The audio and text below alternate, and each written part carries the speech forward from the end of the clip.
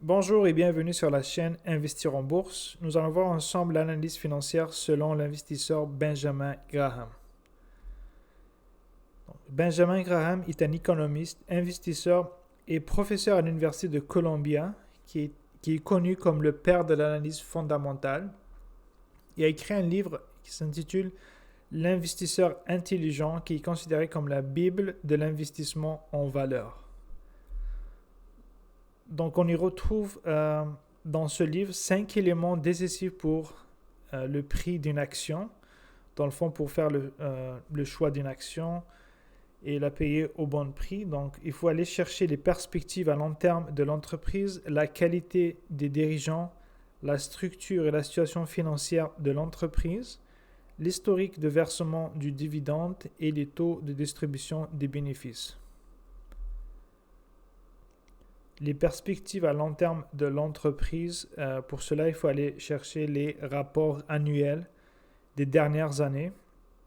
Puis on va s'intéresser à 2 points qui sont quels sont les leviers de croissance de l'entreprise, quels sont ou seront les gisements de profit.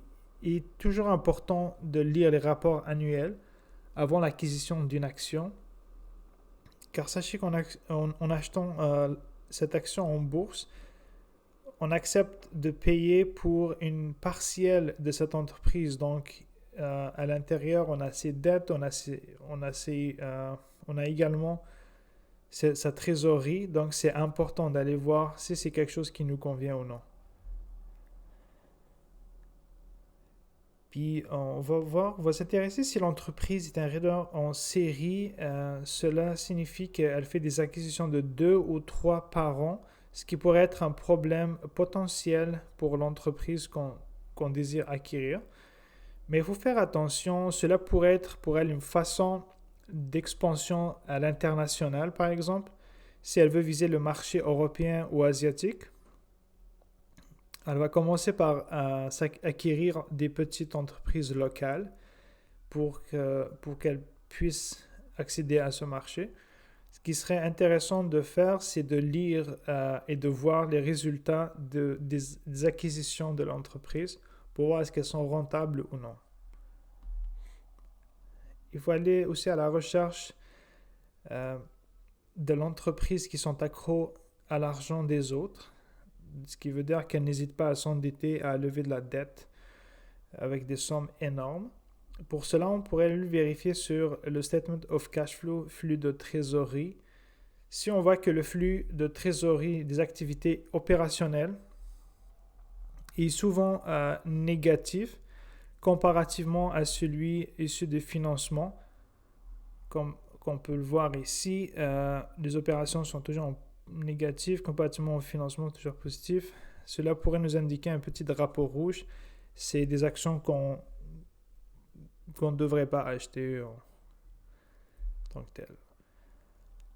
Le point suivant, c'est les entreprises qui sont tributaires d'un seul client. Ça, c'est vraiment un risque élevé car elle est dépendante d'un seul ou d'une petite quantité de clients. J'ai pris l'exemple de Perion Network. Je ne sais pas si vous connaissez, mais c'est une entreprise dans la publicité. Elle avait Microsoft comme client. C'était le plus gros client qu'elle avait. Donc, début 2024, quand est arrivé le moment pour renégocier le contrat, bien évidemment, Microsoft, c'est une plus grosse entreprise, donc elle a un plus gros pouvoir de négociation. Quand elle a renégocié, elle a diminué les prix à payer pour Perion, qui était d'une valeur de moins 40%. Je pense qu'elle elle a eu comme un rabais de moins 40%. Ce qui a fait une dégringolade en bourse de Perion de moins 71 depuis le début de l'année. Car on peut dire que cette entreprise, elle est tributaire d'un seul client. Elle avait d'autres, mais c'était le plus gros, celle qui faisait son plus gros chiffre d'affaires. C'est pour cela qu'elle a baissé en bourse. Malgré qu'elle avait quand même de gros potentiels de croissance, mais malheureusement, ça lui a été fatal. Il faut également chercher les entreprises qui disposent d'un moat, d'un avantage concurrentiel. Qu'est-ce que Benjamin Graham veut dire par moat? Ici, on a c'est un château, puis ce qui l'entoure ici, c'est le moat. Dans le fond, ça lui permet de se protéger contre des envahisseurs. Mais dans le cas d'une entreprise, avoir un moat, ça lui permettrait de se protéger contre la concurrence, puis des difficultés économiques qu'elle peut vivre au cours de sa vie. Si on prend l'exemple de Microsoft, mettons son moat à Microsoft, selon moi, c'est son pouvoir qu'elle a avec son Office 360. Dans le fond, la plupart du monde, la plupart des entreprises, des écoles, des universités utilisent ce logiciel. Donc, pour qu'ils essayent de changer ça, il faudrait reformer tout le monde, changer complètement de logiciel et d'ordinateur. Donc, ça serait vraiment coûteux pour ces entreprises pour essayer de passer à un concurrent. C'est ce qui fait de Microsoft une bonne entreprise avec des avantages concurrentiels et un bon moat. On a également ici, je vous ai retiré comme Gillette et Coca-Cola. Comme vous connaissez, c'est connu à l'international. Ça, c'est son image qui est un avantage concurrentiel. Il faut aller voir aussi la qualité des dirigeants. Dans le livre, il donné comme une petite explication, c'est que les dirigeants devraient dire ce qu'ils vont faire et faire ce qu'ils ont dit. Pour cela, on va aller relire les rapports annuels passés pour connaître les objectifs des PDG, puis savoir est-ce qu'ils ont été atteints ou non. Également, s'intéresser à la transparence de la part du dirigeant qui va reconnaître ses échecs et assumer sa responsabilité. Il faut s'intéresser également à la rémunération du PDG, comparer son salaire avec les bénéfices de l'entreprise. Est-ce que les deux concordent ou non?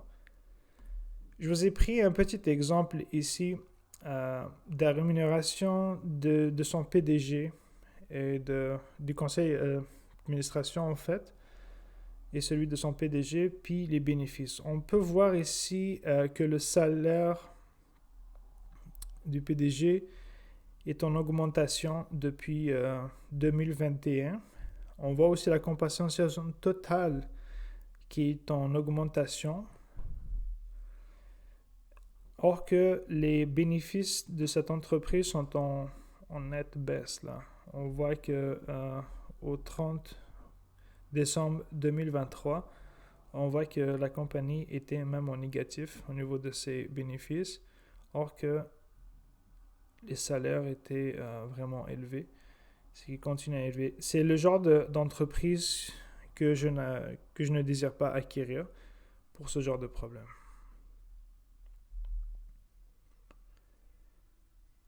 L'autre point, c'est la structure et la situation financière de l'entreprise.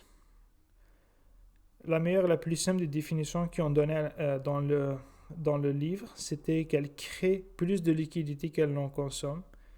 Pour cela, on va aller vérifier avec des tableaux de flux de trésorerie. Si on voit que son flux de trésorerie, comme ici, est en nette augmentation année après année, cela pourrait être un signe d'une bonne santé financière. Comme ici, on peut voir qu'en 2020, il est passé de 60 à 76, la suite à 89. On a eu une petite baisse en 2023, mais après ça, on est remonté à 118 et à 122. Malgré cette petite baisse, on voit qu'il y a une tendance qui en sort, c'est qu'elle est toujours en augmentation. C'est ce qu'on cherche dans une compagnie. On va s'intéresser aussi à sa dette. La dette financière qui ne devrait pas dépasser la moitié de ses capitaux propres. Comme vous le savez, une entreprise qui n'a pas de dette a beaucoup moins de risques de faire faillite qu'une entreprise qui en a. On va voir aussi pour historique des versements du dividende et son taux de distribution. Comme vous le savez, une entreprise peut utiliser son cash flow pour faire soit ses rachats d'actions, investir en elle-même pour la croissance ou décider de verser un dividende. Ce que j'avais remarqué dans le livre, ce qui parlait, c'est que historiquement, les entreprises connaissant des difficultés financières étaient plus susceptibles de conserver leur trésorerie, contrairement à maintenant. Qu'est-ce que ça veut dire? C'est que dans le passé, si une entreprise ne versait pas de dividendes, ça veut dire qu'elle était en difficulté financière, ce qui n'est plus le cas maintenant. Si on prend exemple sur Alphabet, la maison mère de Google, ou Meta, qui verse un dividende tout juste à peine 1 an. Avant, ils n'en versaient pas, mais ils n'étaient pas pour autant en difficulté financière. Fait qu'il faut quand même faire attention à ce point-là, parce que le livre a été quand même écrit dans les années 50. Il y en a des choses qui sont à revoir, mais en gros, c'est quand même toujours d'actualité. Donc, si maintenant on décide d'aller voir l'historique du versement du dividende, il est primordial de s'assurer que les versements des dividendes ne compromettent pas la trésorerie de l'entreprise et que son taux de distribution est modéré. Ça veut dire que ce qu'elle va verser pour les investisseurs ne va pas nuire à sa trésorerie, ou on n'utilisera pas de la dette pour payer son dividende. Ici, je vous ai pris un exemple. C'est Bell Canada, si je ne me trompe pas. Ici, on voit qu'elle en donne un très bon dividende yield, c'est de 10%. On se dit, waouh, on a un 10% par année qui rentre dans nos poches, c'est parfait. Mais si on s'intéresse à son payout ratio qui est de 124%, ça veut dire qu'elle en verse plus de dividendes qu'elle est capable de faire en bénéfice. Ça veut dire qu'elle paye plus que ce qu'elle fait durant une année. Ça, c'est vraiment pas un bon signe. Et une autre façon de voir les choses, parce que pour moi, selon moi, comme on avait dit, c'est avec le free cash flow qu'on paye le dividende. C'est pour ça que j'aime bien aller voir avec le free cash flow. Donc pour ça, on va d'abord faire le calcul du free cash flow. Je l'avais fait déjà avant de commencer la vidéo. Donc on fait 5534,2 qu'on va diminuer. Ici, c'est le capital expenditure, c'est le CAPEX, c'est ce qu'elle utilise pour fonctionner, l'entreprise. Donc 2930,5. On tombe à 2603,7. Puis on voit qu'elle a besoin de 2651 pour verser. Ça, c'est ce qu'elle verse comme argent. Ça veut dire que elle verse plus que ce qu'elle en fait de cash flow. Ça, c'est vraiment pas bon. Ce qui veut dire que l'entreprise, soit qu'elle utilise la dette pour payer son dividende encore une fois, ou est en train de piger dans sa trésorerie. Donc, c'est le type d'action que je n'achèterai pas. Même si elle donne un dividende de 10%, qui pourrait être alléchant pour certains, mais moi, ce n'est pas le genre d'action qui m'intéresserait. Donc, ça a été tout pour aujourd'hui. Si vous avez aimé, likez et abonnez-vous. Et on se voit à la prochaine. Bye.